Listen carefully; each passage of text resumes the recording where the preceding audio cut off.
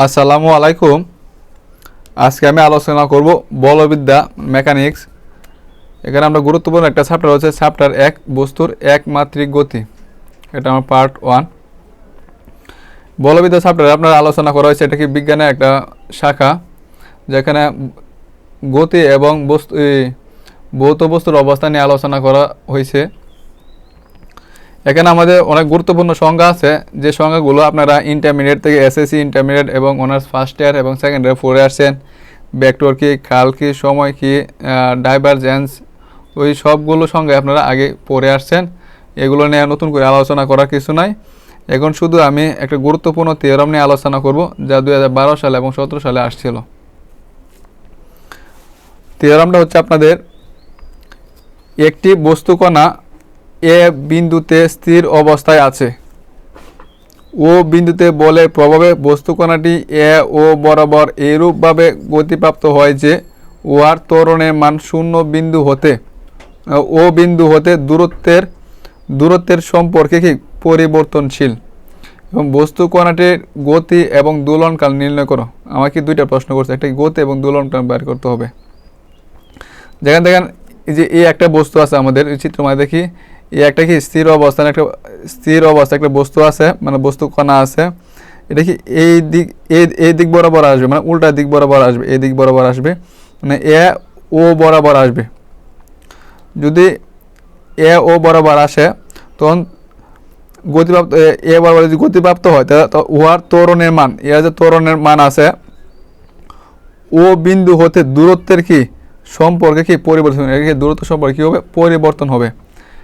যদি পরিবর্তন হয় তাহলে কী করতে হবে, আমাদের বস্তু কণাটি গতি এবং কি দোলনকাল নির্ণয় করতে হবে। এখানে আমাদের দুইটা প্রশ্ন। প্রথমে আমি কি বস্তু কণাটির গতি নির্ণয় করব, তারপর আমরা দোলনকাল বের করব। তাহলে মনে করি একটি বস্তু কণা এ, এটা ধরে নিচ্ছি কত আমরা, একটা বস্তু কণা এ যা কি স্থির। এখানে এই স্থির বিন্দু হতে যাত্রা শুরু করে এদিকে যখন আসবে তাহলে একটা নির্দিষ্ট কি সময় লাগবে। তাহলে টি সময় পর কি করবে, পি বিন্দুতে পৌঁছে, টি সময় পর কি করব, আমাদের পি বিন্দুতে পৌঁছে। যেখানে ওপি, যেখানে এ ওপি হচ্ছে কত আমাদের এক্স, এবং ও থেকে এ এবং ও থেকে ড্যাশ পর্যন্ত ধরে নিচ্ছি কত আমরা, এ স্মল এ, মানে ও ড্যাশ, ও থেকে ও ড্যাশ পর্যন্ত ধরছি কত আমরা, এ স্মল এ, এবং ও থেকে ড্যাশ ছাড়া যে এড আছে এটা ধরে নিচ্ছি কত আমরা, স্মল এ।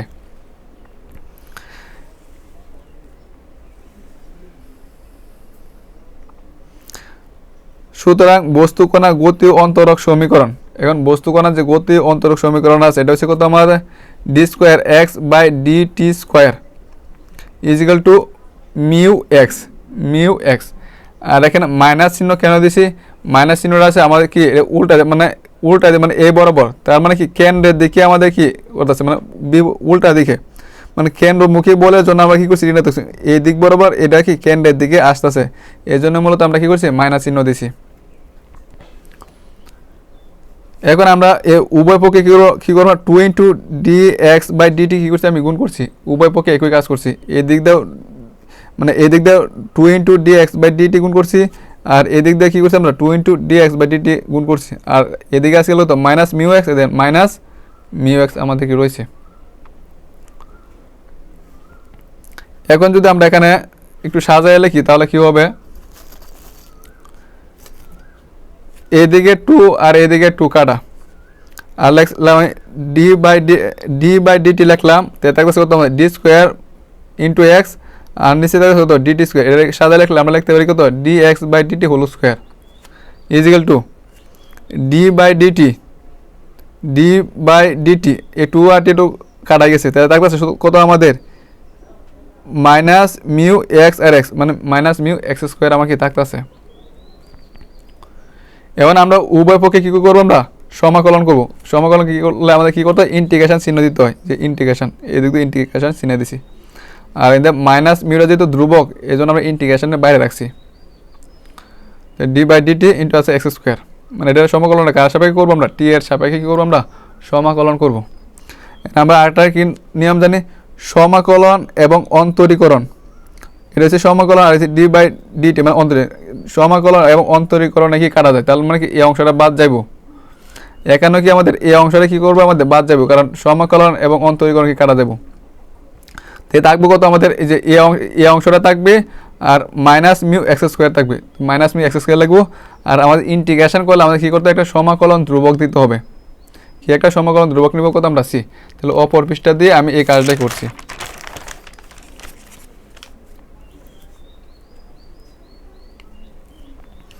যে যা কাটাতে বাদ দিচ্ছে এটা এবং সি লিখছি, এটা দিলাম আমরা 1 নং সমীকরণ। যা সি হচ্ছে কত আমাদের সমাকলন ধ্রুবক। ধরি যে এটা আগের পৃষ্ঠাতে বর্ণনা লিখছিলাম ও এ সমান কত আমাদের এ।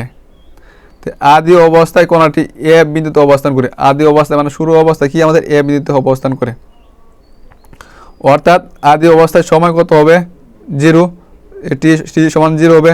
আদি অবস্থায় যদি আমরা এক্স হয় আদি অবস্থায়, তাহলে এক সমান কত হবে এ, এক সমান কত স্মল এ, এক সমান কত হবে এক সমান কত স্মল এ, হ্যাঁ আদি অবস্থায়। তাহলে এক সমান যদি এ হয়, তাহলে এটা যদি আমরা টি এর সাপেক্ষে অন্তরীকরণ করি তাহলে কী হবে ডি এক্স বাই ডিটি হবে। আর এটা তো আমাদের কি ধ্রুবক, আর ধ্রুবকের অন্তরীকরণ হলে কী হয় 0 হয়। তো ডি এক্স বাই ডিটি পাইছি।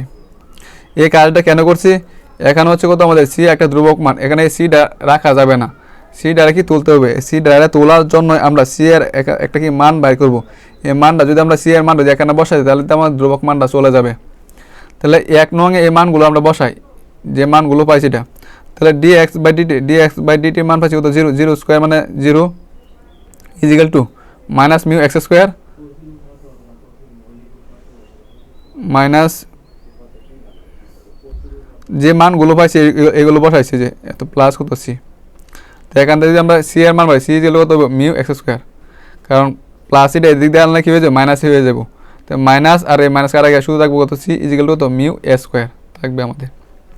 তাহলে সি এর মান আমরা 1 নং এ বসাই দেবো। সি এর মানটা কী করবো আমরা 1 নং সমীকরণে বসাবো। তো এখানে এটা যা ছিল তা সি এর জায়গায় কত লাগবো আমরা মিউ এ স্কোয়ার। তো সি এর জায়গায় লিখছি কত আমরা মিউ এ স্কোয়ার, আমরা কি লিখছি D x by DT square equal to এ দুয়ার থেকে যদি আমরা কি নেই মিউটা যদি আমরা কমন নেই, মিউ কমন নেই তাই একা থাকতেছে এ স্কোয়ার আর এইদিকে থাকতেছে কত মাইনাস এক্স স্কোয়ার আমাদের কি থাকতেছে। ডি এক্স বাই ডিটির মান যদি বাইর করি তাহলে স্কোয়ারটা উড়ে যেতে গেলে স্কোয়ারটা উড়ে এই দিক দিয়ে কী হয়ে যাবে রুট হয়ে যাবে, plus minus root mu A square minus কত এক্স স্কোয়ার। যেহেতু আমাদের এই চিত্রে আমাদের কি আমাদের কেন্দ্রের দিকে নির্দেশ করা ছিল, তার মানে কি ঋণাত্মক হয়, তাহলে এখানে আমরা কি করব এখান থেকে প্লাস মাইনাস নেব না, প্লাস মানটা নেব না, শুধু আমরা কি করবো মাইনাস মানটা নেব।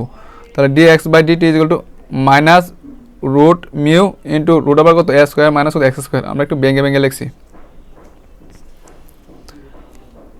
এখন যদি আমরা এক্সগুলোরে আলাদা করি এবং টিগুলোরে যদি আলাদা করি তাহলে আমরা কী পাবো ডি এক্স আর এ মানটা এদিক দিয়ে আসলে কি ভাগাকার হয়ে যাব ইজিক্যাল টু মাইনাস মিউ তো আছে লয় ডিটি, যারা আর এদিক দিয়ে গুণ করি তাহলে এদিক দিয়ে আসে যাবো কত ডিটি, ওই যে ডিটি। এখন আমরা পরের লাইনে এই অংশটা লিখবো এ সাইড দিয়ে আর এই অংশটা লিখবো এই সাইড দিয়ে।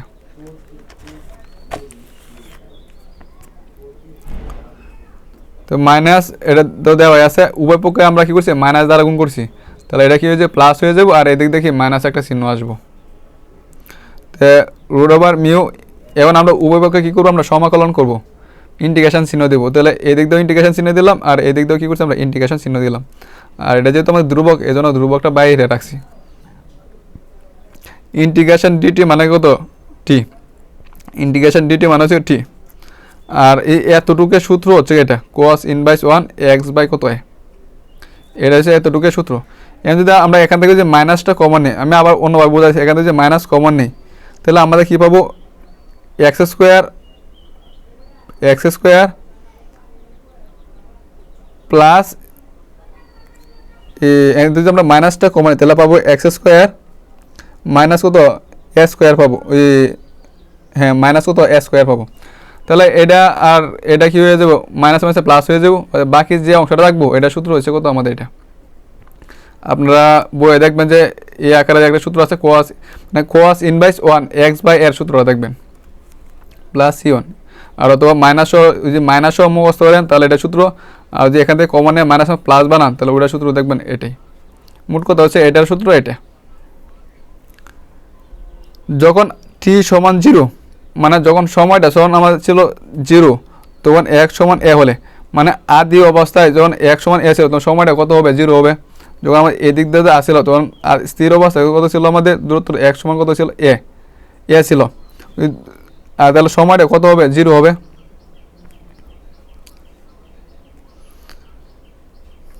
তো 2 নং হতে পাই 2 নং হতে পাই 2 নং এখানে আমাদের যে কাজটা করছি এখানে দেখেন আগে ছিল সি এবং C1, তাহলে এখানে C1 আছে কত আমাদের ধ্রুবক, তো ধ্রুবকটা রাখা যাবে, ধ্রুবক একটা মান বসাতে হবে ধ্রুবকটা উঠানোর জন্য। তো ধ্রুবকের মানটা যদি বসাইতে চাই তাহলে আমাদের যে কাজটা করতে হবে এই যে 2 নং হতে root over mu into T সমান কত টি সমান 0 is equal two cos inverse 1 x সমান হয়ে যায় x সমান a বাই a প্লাস কত C1।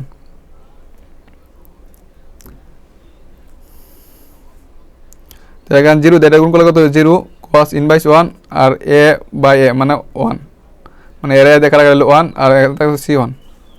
তো 0 is equal two cos inverse 1 cos 0 মান হচ্ছে কত 1 প্লাস C1। তো এখানে এটা আর এটা কাটা, তো এটা কাছে কত 0 ইজ ইকুয়াল টু এখানে তার কাছে 0 প্লাস কত C1, তাহলে C1 কত পাইছি আমরা 0। এটা আবার পাইছি চিত্র দ্বারা, এই যে এটা চিত্র দ্বারা আসছে আমাদের যখন আমাদের সময়টা x সমান a অবস্থানে ছিল, আমরা x সমান যে a অবস্থানে যাব অথবা x ধরে নেই তাহলে আমাদের সময়টা কত ছিল আমাদের শুরু অবস্থায় কত থাকে, শুরু অবস্থায় কত থাকে আমাদের সময়টা কত থাকে 0, এখান থেকে C1 পাইছি। তো C1 এর মান কি জানে 2 নংয়ে বসাই, এই C1 এর মানটা C1 এ যত 0, তো 2 নং তো এটাই ছিল আমাদের 2 নং, এটা যা ছিল C1 এ যত কত লিখবো আমরা 0 লিখবো। 2 নং আমরা কি করছি এই জায়গায় আমাদের ছিল কত C1, এখানে 0 বসাইছি। তো এই অংশটা আমি এদিক দিয়ে লিখছি আর এই অংশটা এদিক দিয়ে লিখছি। তো x বাই cos ইনভার্স 1টা এদিকে আসলে কি হয়ে যাবে শুধু cos হয়ে যাব, আর এদিকে আসলে কত এই অংশটা, যে এই অংশটা আমি এখানে লিখছি। তাহলে আমরা এখান থেকে যদি x এর মান বাই করি x ইজ ইকুয়াল টু এটা এদিক দিয়ে গুণ হইব, তাহলে a cos যে এটা, তাহলে কি বস্তু কণাটি গতীয় সমীকরণ, তাহলে এখানে যে মানটা পাইছে এটা কি আমাদের বস্তু কণার গতীয় সমীকরণ। এখন আমাদের সেকেন্ড পার্টটা করতে হবে যে দোলন কাল নির্ণয় করার জন্য।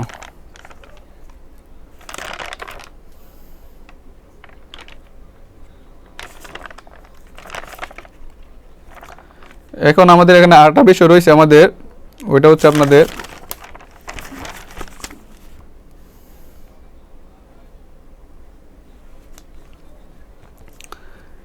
এখন back dx by dt is equal to এটা আমরা কখন পাইছিলাম, আমরা যখন আগের ক্যালকুলেশনে যখন মাইনাস মান আনিছিলাম আমি দেখাই দিই আপনাদের, যেটা ব্যাক মানে হচ্ছে কত আমাদের dx বাই dt, ব্যাক মানে হচ্ছে কত dx বাই কত dt, এটা আমি লিখছি এখানে।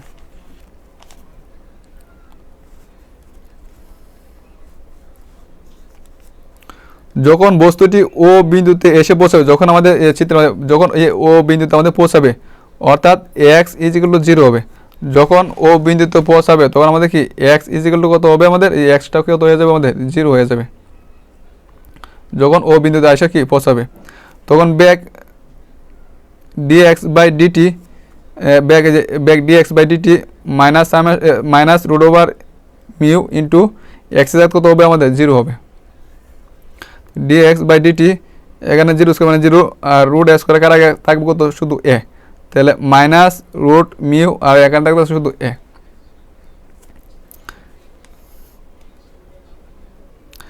যেহেতু কেন্দ্রে ব্যাক শূন্য, আমরা কি জানি কেন্দ্রে কি থাকে ব্যাকটা কত থাকে, কেন্দ্র হচ্ছে ব্যাক শূন্য সরি যেহেতু কেন্দ্রে ব্যাক শূন্য নয়, যেহেতু আমরা এটা কি ব্যাক আমরা এটা কত পাইছি আমরা ব্যাক কি এখানে শূন্য মান পাইছি আমরা শূন্য পাইছি না, তাহলে কেন্দ্রে কি ব্যাক কি শূন্য হয়েছে না, যেহেতু কেন্দ্রে ব্যাক শূন্য নয় সুতরাং বস্তু কণাটি এ প্রাইম বিন্দুতে পৌঁছাবে, যেহেতু এখানে শূন্য নয় তাহলে এক সময় কী করে এই যে এদিক দিয়ে কি এসে পৌঁছাবে, আবার এ প্রাইম আবার এদিক দিয়ে পৌঁছানোর পর আবার কি এ প্রাইম হতে 0 মানে ও বিন্দু হয়ে কি আবার এতে পৌঁছাবে। অর্থাৎ বস্তু কণাটি এ থেকে এ প্রাইম, এই যে এ থেকে যে আছে এ প্রাইম, এর মধ্যে কি করতে হবে, সরল দোলগলিতে কি করতে হবে, দুলতে থাকবে। মানে যে এতটুকু থেকে এতটুকুর মধ্যে কি করতে হবে, দুলতে থাকবে। এখন আমরা সেকেন্ড পার্ট দোলনকাল নির্ণয় করব।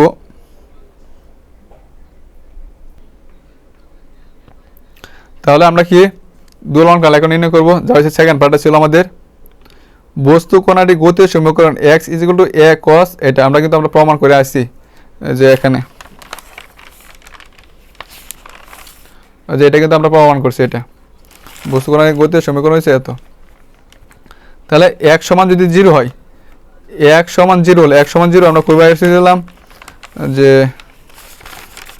x সমান 0 হলে, অর্থাৎ বস্তুটা যখন আমাদের বস্তু যখন 0 বিন্দুতে এসে পৌঁছবে তখন x = 0, x কত হবে, 0 হবে।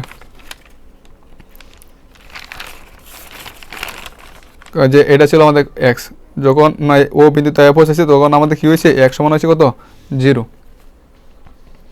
তাহলে x সমান 0 হলে তাহলে a cos t মিউ তো আছে, তাহলে x এর কত লিখছি আমরা, 0 লিখছি। তাই যে এতটুকু লিখছি, আর এটা এদিক দিয়ে 0 সাথে ভাগ হয়ে গেলে এর মান কত হয়ে যায়, 0 হয়ে যায়। তাই cos তো এটা আছে, আর cos 90 মানে π/2 এর মান হচ্ছে কত, 0। cos 90 বা cos π/2 এর মান হচ্ছে কত, 0। এই cos আর এই cos এ কাটা, এটা হচ্ছে এই অংশটা, আর এখানে π/2। আর দোলনকাল কত দ্বারা, t দ্বারা প্রকাশ করে। এখন আমরা t বের করব।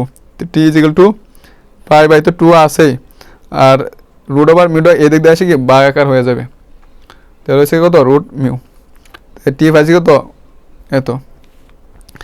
অর্থাৎ এ থেকে ও বিন্দুতে পৌঁছানোর সময় যে চিত্রটা ছিল আমাদের, ও এ থেকে আমাদের কি করতে হবে, এ থেকে ও বিন্দুতে পৌঁছানোর সময় হয়েছে কত, এটাকে আমরা একটা অংশের জন্য পাইছি। এখন যদি আমরা দোলনকাল যে সম্পূর্ণটা অংশের জন্য যদি আমরা বের করতে চাই, তাই দোলনকাল ইন্টু 4 ইন্টু সাইডের সাথে আমরা কি একটা কোণা যদি আমরা কি মানে একটা অংশ যদি গুণ দিই, তাহলে তো আমরা সম্পূর্ণ অংশ পাবো দোলনকালে।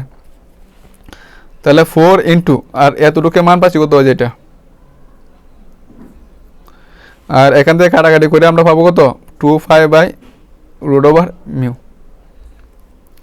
সুতরাং বস্তুটির গতির সমীকরণ যেটা আমরা বের করছি, আমাদের গতি বের করার জন্য বলছিল, গতির সমীকরণ পাইছি এটা, এবং দোলনকাল পাইছি কত, যে এটা 2π/√μ। এটা হচ্ছে আপনাদের উত্তর। আশা করি সবাই বুঝতে পারছেন।